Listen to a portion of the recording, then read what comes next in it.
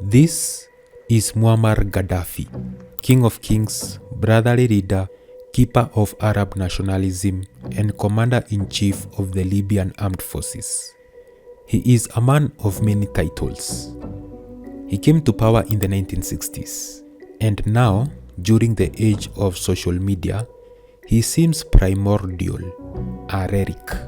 He is the last of his generation of Arab tyrants. Hafez al-Assad of Syria, Gamal Abdel Nasser of Egypt, and Saddam Hussein in Iraq are all gone. Gaddafi, however, has endured, but now more than ever, he is the image of a man out of his time. He has a liking for designer sunglasses, exorbitant outfits, and botox. When he travels, he lives in a huge Bedouin tent where he sleeps, eats, and receives his guests. Publicly, Gaddafi denies that he holds any official position at all. He is a brotherly leader, a guide of Libya, governed by and for the people. It's a lie, of course. Colonel Muammar Gaddafi, just 32 years old, the ruler of oil-rich Libya. Gaddafi came to power just 4 years ago when he deposed the aging King Idris. Oil has made Libya rich.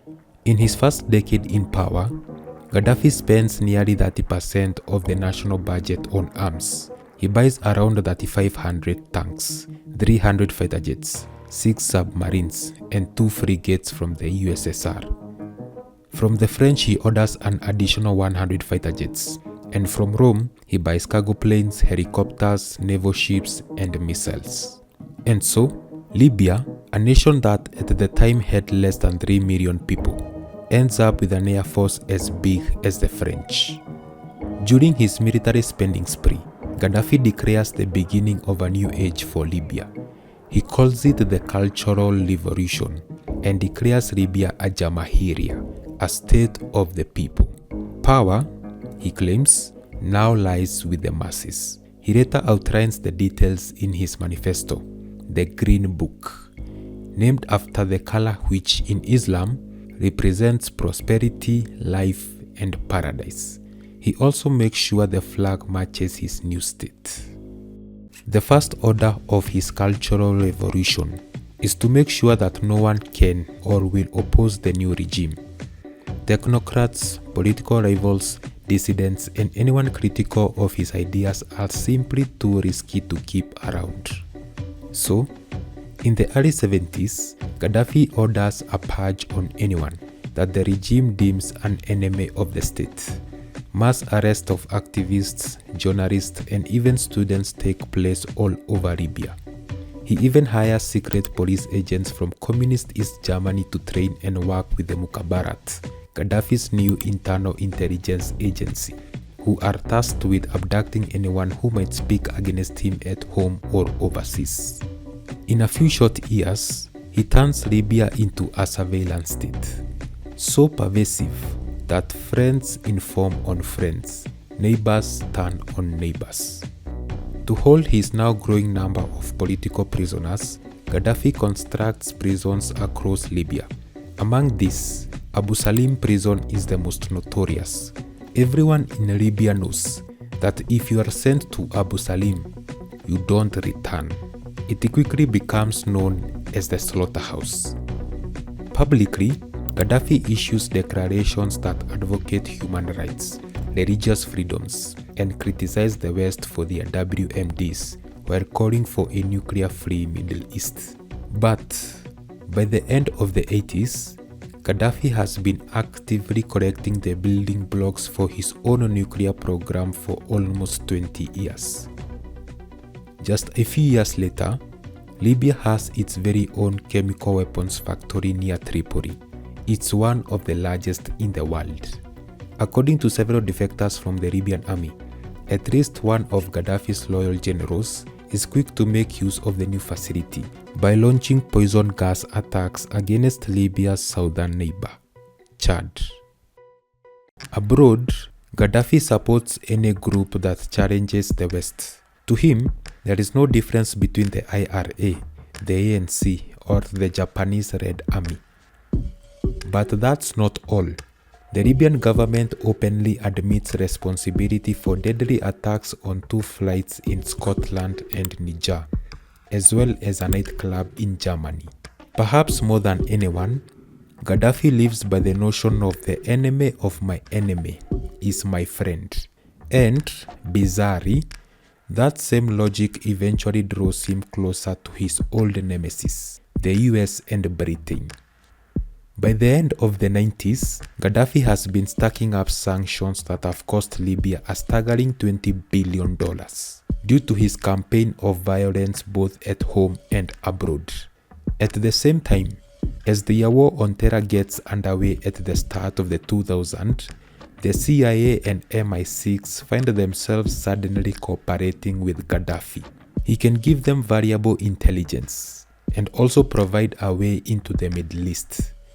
And he does. In return, Libya's sanctions are lifted. They even helped deliver Gaddafi's opponents into Libyan prisons. The relationship of Gaddafi and the West is dizzying to say the least. One moment he is a villain, the next a friend. Then, at the start of 2011, the world turns on its axis one more time.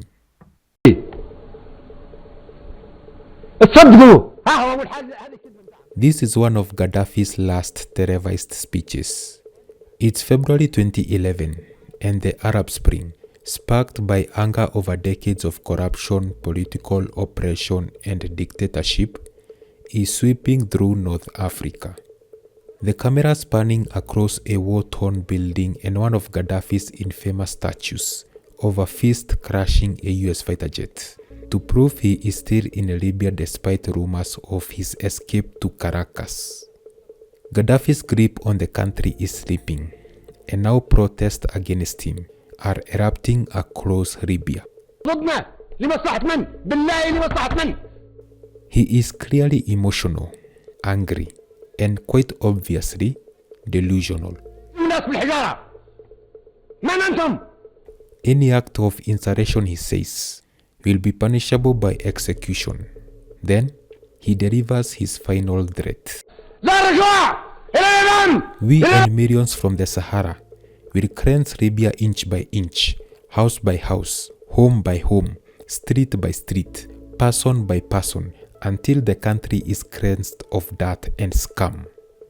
This is Gaddafi still playing the role of Libya's absolute ruler, the role he has been playing for more than 40 years. But the Libya he thinks he commands no longer exists, and his words, street by street, or zenga zenga in Arabic, take a life of their own. Across eastern Libya, people shout it jokingly. They even turn it into a song.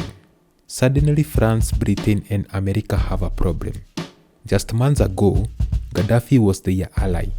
Both British and American oil companies have variable oil contracts with Libya, and British arms manufacturers supply the regime. And now, as protests cut across the Arab world, they look ineffective at best and complicit at worst. And while the rebellion against Gaddafi starts out strong, the rebels quickly find themselves outmatched and outgunned. In Misrata, artillery shells from Gaddafi's cannons fall every 5 minutes. Doctors work by candlelight in hospitals filled with the screams of the dying. Civilians hide in basements as Gaddafi's tanks roll through their streets. The rebels who have never known protest, let alone war, have no option but to retreat. In the UN, debates rage over how to respond. China, India, Germany, and Russia express concerns about sovereignty and the risk of foreign meddling. On the other hand, the US, backed by the UK, France, and a coalition of Arab and Western nations, argue that intervention is necessary to prevent a humanitarian crisis and protect Libyan civilians. It is a mishmash of alliances and competing interests. It's confusing and a political nightmare, and as a result, the United Nations are slow to react.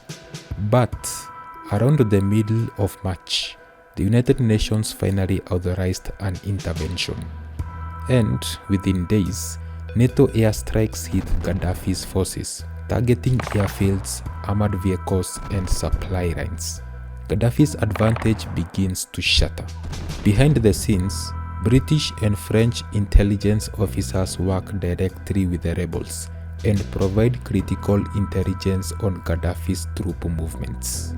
NATO's overwhelming air support also helps to destroy Gaddafi's forces, and by August, the rebels finally capture Tripoli. Gaddafi, who's been hiding in Tripoli, is forced to flee to Sirte, where he moves from building to building, with the last of his fighters and advisors still loyal to him. Reports suggest that he's becoming increasingly detached from reality, convinced that the Libyan people still love him. But by October, the end is near. Sirte, now reduced to rubble by NATO airstrikes and weeks of fierce fighting, offers few places to hide. So his son Mutassim organizes a heavily armored convoy of dozens of vehicles carrying around 200 fighters. Their plan is to reach the desert, where Gaddafi wants to make his last stand. But almost as soon as they hit the road, a NATO missile hits the front of the convoy, just ahead of Gaddafi's truck. Gaddafi, along with Mutassim, a small group of bodyguards, and his defense minister, abandons the convoy and flees on foot. As they fight off the encroaching rebels, they take shelter in a drainage pipe near the road. They are now completely surrounded. Suddenly, a large bang echoes from within the pipe. A grenade has exploded, and bits of dust and cement shoot out of the opening. Battered and confused, Gaddafi emerges from the pipe. The rebels run at him, guns firing as the now former dictator asks his captors, "What's wrong with you? What's happening?" They are his final recorded words.